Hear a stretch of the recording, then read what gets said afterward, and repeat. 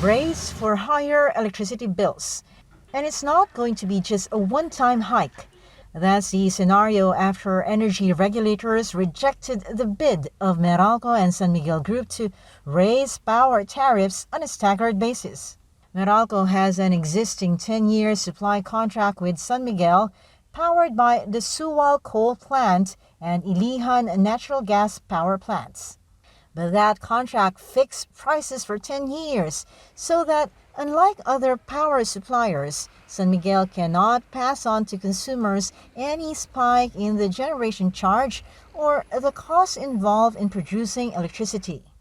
It was supposedly an ideal contract that encourages fair competition and provides power at the least cost, just as the EPIRA, or the law that regulated the energy industry, originally intended.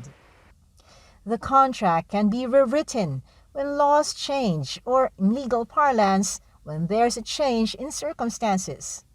But now, San Miguel has been losing money from running those two power plants as global coal prices rise in wake of the Russia-Ukraine war. It invokes that change in circumstances clause to seek higher rates.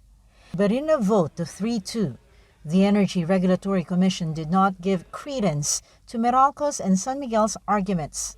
Oo, fixed contract nga ito, pero nagkaroon po ng change in circumstances, sabi nila. So nag-iba na po yung environment, wag niyo po kaming itali dun sa fixed price ng contract. So we evaluated, is it really the instance of change in circumstances that are allowed in the PSA?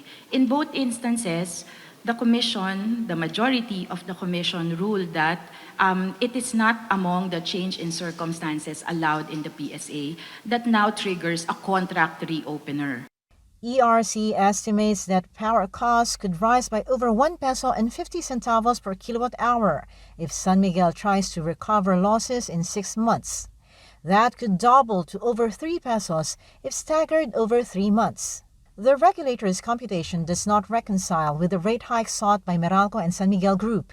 The data that the Commission have, the prices that we arrived at were already at least 1 peso 25 centavos per kilowatt hour less. So, totoo sigurong tataas. Pero tataas ba ng kasing taas ng sinasabi nila? Doon kami siguro magkaiba ng posisyon. But bills could still spike despite ERC's rejection.